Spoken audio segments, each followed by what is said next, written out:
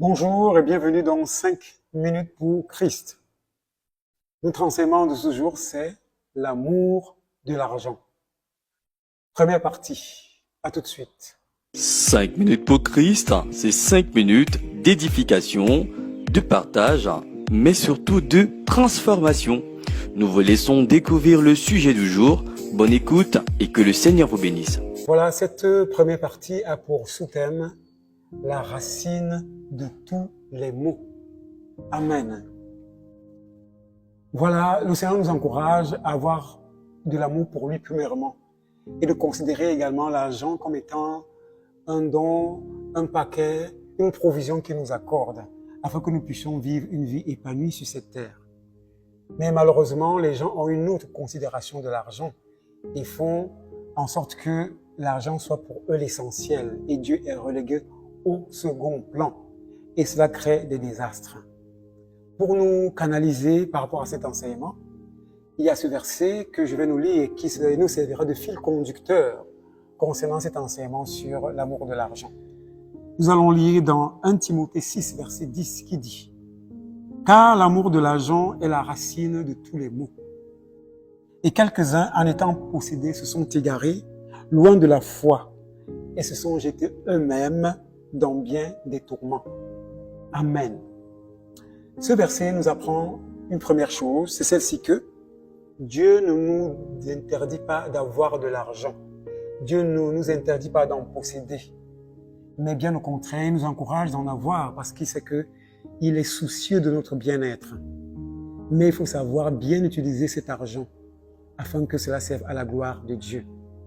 Mais celui qu'on doit aimer en premier, c'est d'abord Dieu. Ça, c'est le point second qui me parle concernant cette gestion de l'argent à laquelle nous tous nous sommes rués, mais avec un tel désordre qui fait en sorte que si nous ne sommes pas canalisés, nous allons nous égarer. C'est pour cela qu'il est important d'aller d'abord toquer à la porte de celui qui est responsable de l'argent. C'est celui qui donne la provision, c'est Dieu. Et c'est lui maintenant, lorsque nous allons vers lui, nous allons à la source. C'est lui qui nous donne la capacité de bien gérer, de bien manager, de bien nous bâtir par rapport à l'argent, afin que l'argent ne nous détruise pas.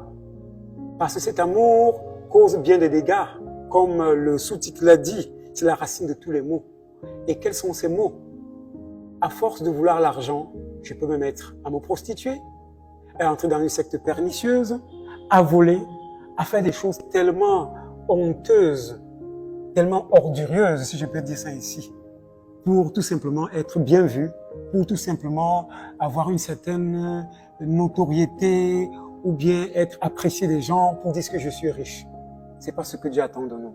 Il voudrait que nous lui donnons la première place et que nous le laissons nous mouler complètement dans la gestion des ressources financières qu'il nous donne parce que l'argent est une bénédiction venant de lui, parce que l'argent est une provision venant de lui. C'est pour cela que je le répète, afin que ce verset demeure dans nos esprits, car l'amour de l'argent est la racine de tous les maux, et quelques-uns, en étant possédés, se sont égarés loin de la foi et sont jetés eux-mêmes dans bien des tourments. Refusons ces tourments, refusons ce piège de l'argent et acceptons de marcher selon la grâce que Dieu nous donne, de marcher dans la gestion de ses biens. Mais cette grâce nous est donnée en la personne de Jésus-Christ.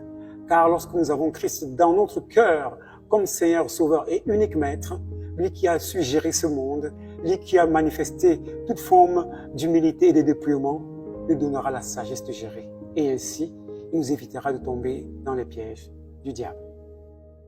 Voilà, mon frère, si ce message a parlé à ton cœur, je vais t'inviter à prier avec moi.